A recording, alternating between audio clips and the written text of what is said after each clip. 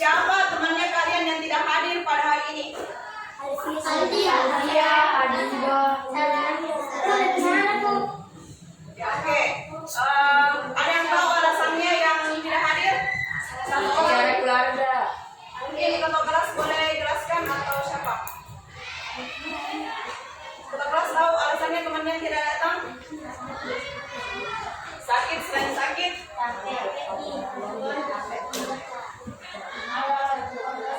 Nama-namanya? Yang sakit siapa? Alivia, siapa lagi? Kavia, siapa lagi? Adiba. Terus yang tanpa keterangan tidak hadir siapa? Hah? Safrani. Itu saja. Oke. Sekarang sebelum Ibu menjelaskan materi tema 4, Ibu mau dulu evaluasi hasil pembelajaran yang kemarin yang mengenai tentang toko dan menu. Ada yang tahu? Ada yang masih ingat? Tidak? Oke, jadi pelajaran minggu lalu itu kita bercerita tentang tema dan toko dan penemu. Yang Ibu jelaskan pada pertemuan sebelumnya itu mengenai Thales sebagai pelopor yang memperkenalkan tenaga listrik. Seperti yang Ibu jelaskan kemarin pertemuan sebelumnya bahwa akibat dari penemu yang bernama Thales ini kita bisa diterangi oleh lampu karena ini hasil dari tenaga listrik. Karena ini ada kaitannya dengan materi sekarang, makanya Ibu tadi mengumumkan kemampuan ingatannya kalian. Oke, sekarang buka buku kalian pada halaman 1. Tema 1, globalisasi di sekitarku.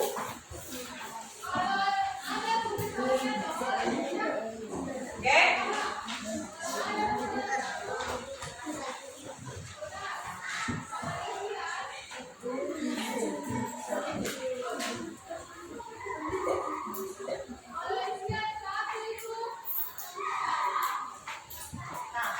Sebelum kita bahas apa itu globalisasi, kita harus dulu tahu ini apa itu global, apa itu recession, terus baru kita simpulkan mengenai apa itu globalisasi. Nah, global itu artinya dunia. Recession berarti proses.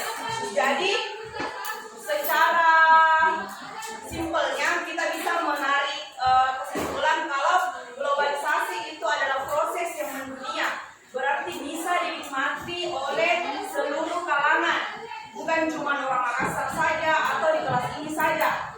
Nah, artinya ini kalau globalisasi itu kita bisa rasakan secara menyeluruh atau secara keseluruhan, tidak individual. Nah, globalisasi ini menurut Emmanuel, dia menyatakan bahwa globalisasi adalah sebuah jaringan kerja dunia yang secara bersama mempersatukan masyarakat yang sebelumnya terisolasi ke dalam saling bergantung dan persatuan dunia. Jadi di sini dia saling menguntungkan antara negara. Nah, dia saling menguntungkan, dia di sini bukan cuma negara Indonesia saja. Nah, oke. Dampak positif dari globalisasi. Di sini Ibu cuma memaparkan 4, tapi banyak sekali itu dampak dari adanya globalisasi. Yang pertama itu pertukaran budaya. Pertukaran budaya, ada yang merasa? Di sini ada yang merasa apa contohnya?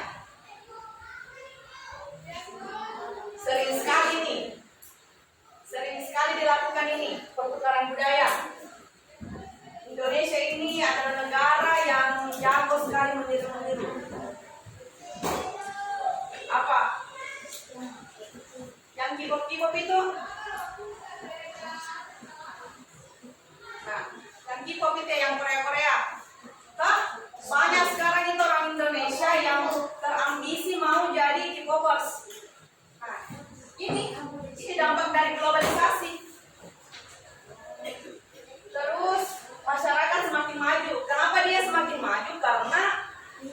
tidak cenderung mempelajari budayanya saja, tapi dia berusaha negara di ASEAN ini berusaha mempelajari negara-negara lain. Makanya dia masyarakatnya semakin maju. Terus semangat kerja semakin meningkat. Kenapa semangat kerja makin meningkat? Karena daya saing kita untuk kerja itu semakin meningkat. Contohnya di Morowali, banyak orang Cina ke sana dibandingkan orang Makassar. Bos-bosnya itu pasti orang Cina. Ini dampak globalisasi nih. Jadi kalau kita sebagai generasi muda malas belajar, bermasa bodoh, tidak mau kita terima perubahan, bakalan ketinggalan. Karena ini globalisasi terus berjalan, tidak bakalan mati di globalisasi. Jadi pintar-pintar tak mami menempatkan diri tak. Ruang sosial semakin terbuka. Ini juga ini berdampak sekali nih ke siswa-siswa. Apa contohnya ini? Ya betul. Betul. Nah, dampak globalisasi tuh, andai kan tidak ada nih globalisasi, tidak mungkin dikenal TikTok, Instagram, Facebook, WA, ya, masih Facebook itu. Jadi bagaimana menurut Kak ini dampak globalisasi, menguntungkan atau merugikan? Menguntungkan. Ada bilang merugi, ada bilang menguntungkan. Jadi segala perubahan yang terjadi itu pasti akan menimbulkan dua dampak. Pasti ada dampak positif, pasti ada dampak negatif. Nah,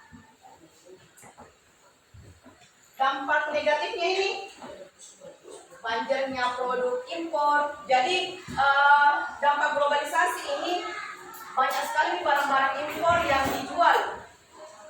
Sampai itu kita sebagai orang Makassar ini atau orang Indonesia ini malas beli produk tak sendiri.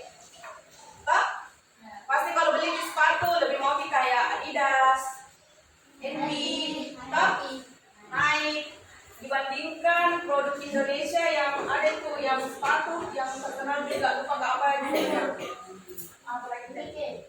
Bukan produk luar itu. Lebih mau gitu produk luar. Gak tahu kenapa? Lebih keren. Itu karena ikut-ikutan Ki. Nggak percaya diri Ki.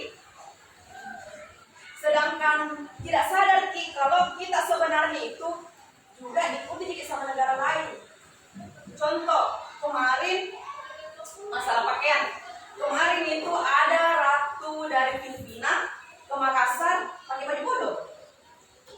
Andai kan kita mungkin ke Filipina, sota-sota mungkin pakai baju Filipina mungkin juga. Itu menyempitnya lapangan kerja seperti tadi yang Ibu jelaskan kalau dampak globalisasi ini juga terasa di Morowali. Karena ini dampak menyempitnya di lapangan kerja di Morowali itu cenderung lebih banyak kalau tidak salah itu yang orang Cina di sana kerja. Kita itu di bagian yang kayak supir, di admin, sedangkan kayak manajer, bos manajer itu pasti orang Cina. Ketergantungan dengan negara maju. Ini kenapa kita ketergantungan dengan negara maju? Karena cenderung kita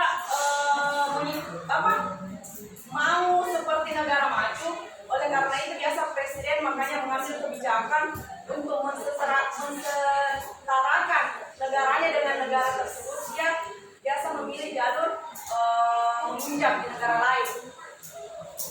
Nilai-nilai sosial memudar. Itu kenapa nilai-nilai sosial memudar? Ini karena kita misalkan di yang Korea itu K-pop. Tidak ada nih orang mau belajar bilang jalan kalau di depannya orang yang lebih tua itu tabe. Tidak ada di jalan saya lihat juga begitu. Karena ini dampak globalisasi terlalu dijadikan yang ditonton itu di Facebook, di YouTube atau di mana itu sebagai acuannya.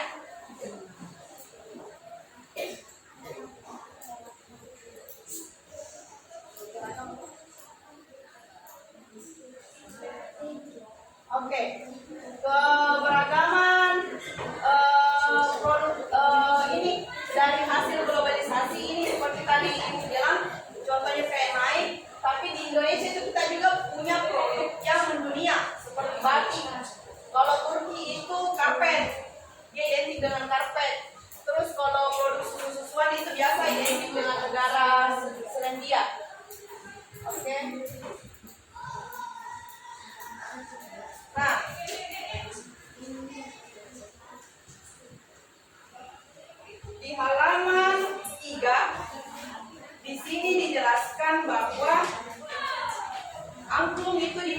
promosikan ke dunia.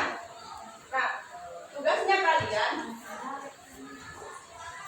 bagaimana kalian mencari bagaimana peran negara Indonesia dalam menjalin kerjasama sosial budaya di negara-negara ASEAN.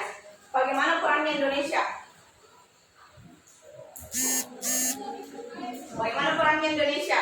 Ada di atas. Jadi peran Indonesia itu di apa?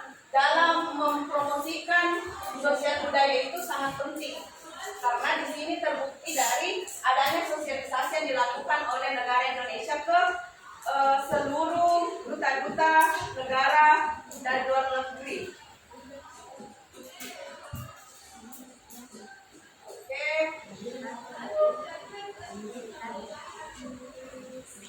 Selanjutnya kita buat kelompok dibagi 5-5.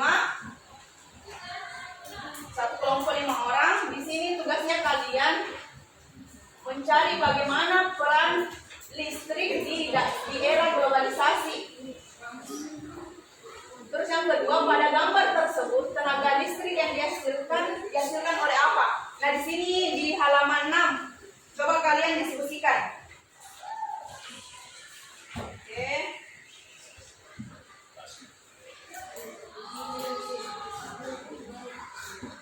Oke, selesai. Ya, berdasarkan hasil diskusi dari kalian, Ibu sudah dapat menyimpulkan bahwa kalian telah memahami mengenai cara menghasilkan energi listrik yang terdapat pada teks eksplanasi.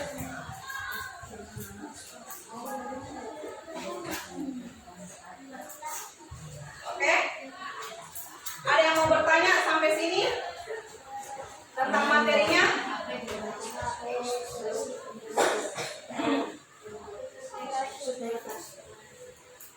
Tidak ada? Oke, karena tidak ada yang mau bertanya, tugas dari pada pertemuan kali ini, silahkan kalian buka halaman 7, kerjakan soal dari 1 sampai 6. Minggu depan dikumpul. Oke? Karena berakhir. Oh ya, oke. Karena saya anggap anak-anak sekalian telah mengerti, jadi saya tutup pertemuan kali ini dengan ucapan alhamdulillahirabbil alamin. Wassalamualaikum warahmatullahi wabarakatuh.